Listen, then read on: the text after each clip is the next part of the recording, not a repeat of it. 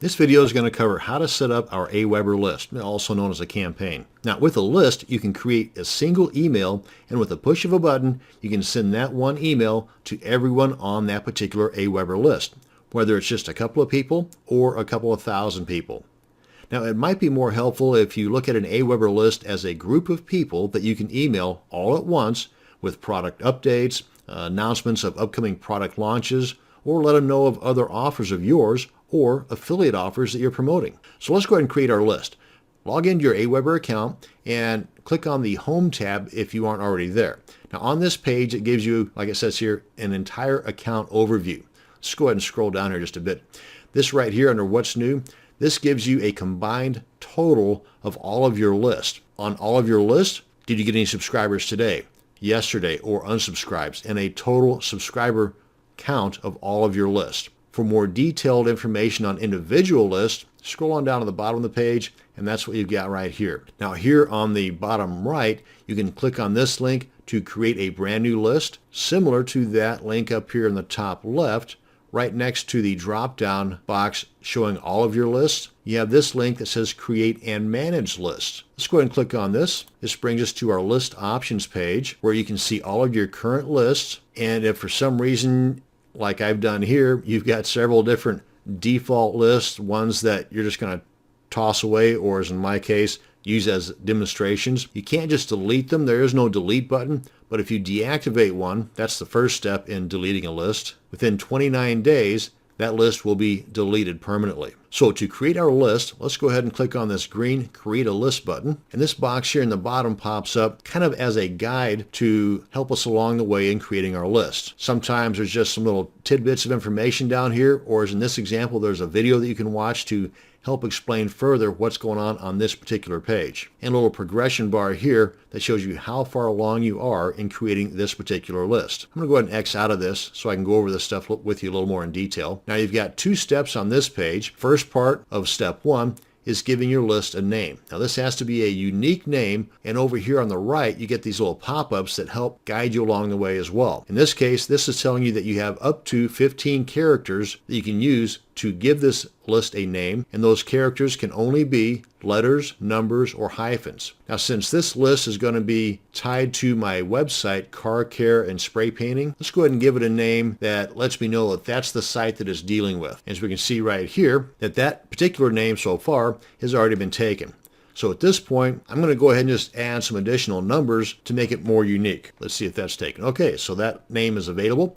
Now the description is something that will be seen by others. The list name is only going to be seen by me. But the list description, as this says, is going to be shown on the unsubscribe page. So you want to give this a bit more of a description of what this list has to do with. So I'm just going to use the title of my web page, Car Care and Spray Painting. Now the from name and address is very important.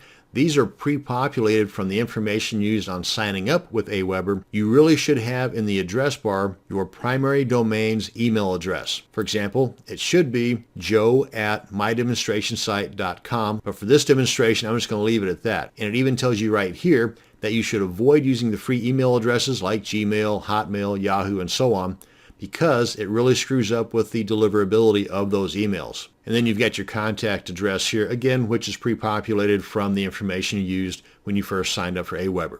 Now the step two in creating our list is the notifications. Just like it says here, receive an email every time a new subscriber is added. This is not mandatory, but I myself like to know whenever I get a new subscriber, so I would just put in my name and my email address. Then click on Save Settings, and now we're going to personalize our list, because that's the basic settings. Click on Personalize List, and here you've got three items to take care of: company branding, social media if you're into that, and global text snippets. Number 2 and number 3 are totally optional, and we'll cover those in an upcoming video. But under company branding, I'm going to go ahead and give it a company name. In this case, it's Car Care and Spray Painting, website URL, and an email signature. It can be anything from just your name, or maybe thank you, then your name, whatever you want to put in here. Now, if you do have a company logo, you can go ahead and upload it here. This is shown in the unsubscribe page and any other pages that are related to your list. What I do is put a header type image in here, and on the write-ups in the Aweber knowledge base, they suggest that it be 600 pixels in width. The images that I've used in here and work perfectly are 800 pixels wide by 170 9 pixels high. Just go ahead and click on the upload your logo, choose file, then navigate to the location of that image, select it, click on open, and then click on upload. Now if you do have a Twitter account and or a Facebook account and you want to integrate this particular list with those accounts, then you have that option right here. And you are able to decide on an individual mailing basis if you want that particular email to go to your Twitter account and or your Facebook account. So if you are providing updates to a paid product that maybe you don't want everybody on your Facebook account to know about, then you can just opt out of it on that particular email. So at this point, let's go ahead and preview our unsubscribe page. And this is what it looks like. And one of the reasons why I like to have the header image up here and a clear description is because sometimes people, when they receive an email from somebody, they don't remember having subscribed to that. And the first thing they might do is try to unsubscribe from that list, or even worse, list it as spam, which is not going to do your email account any good whatsoever. And I'll cover some ways around that in an upcoming video whenever we start crafting our emails. But it's a good idea to let folks know at this point, if not before, that hey, this is that email list you subscribe to. So whenever they see this, they might remember and, oh yeah, okay, I'm not going to unsubscribe. I'm just going to go ahead and click out of here. And we're going to cover the global text snippets in a later video, but this is a pretty cool tool to help automate some of the processes in your email marketing. So at this point, click on Save Settings. And the last bit we've got is confirmed opt-in. And this is where you can craft your confirmation message that is sent to everybody that is subscribing to your list before they're actually added to your list, before you're actually allowed to email them. This is what's called a double opt-in. Now they do have the option here to turn it off, but they highly suggest that you do not turn it off. And personally, I think it's a great idea to leave it turned on, because if at any time in the future there is some question about you spamming people, you have this double opt-in to back you up. And as far as what you put in here, it's totally up to you. You can leave it as default, but what I've done over time is I pay close attention to other lists that I've subscribed to and the information that I've received. As a matter of fact, I even keep what's called a swipe file on most everything that I do now online so that I can refer back to those files later on whenever I'm trying to do something similar.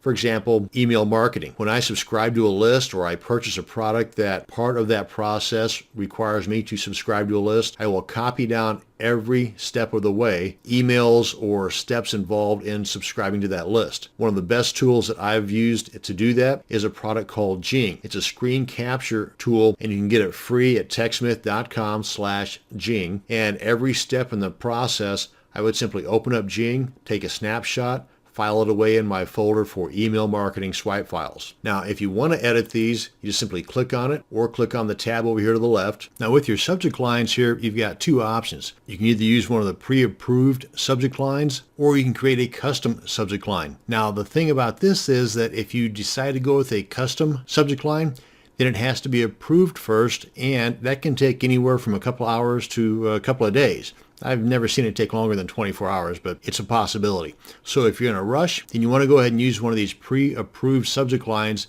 and you can check those out by hitting the drop-down arrow and choosing one of these guys. And if you want to customize the introduction, do so. What you might want to do here is make some kind of a reference that they do need to click on the link below, that's this part here, before you're able to provide them with updates or further information or what have you. And this information here is not customizable, but your signature is. Again, just click on that, just like these above, and make whatever adjustments here that you want. Just click in the box and type in something like, "Thank you very much," and then your name. And if you have a custom confirmation success page, then go ahead and put that URL in here. Otherwise, just leave it blank. Click on Save Settings, and we are good.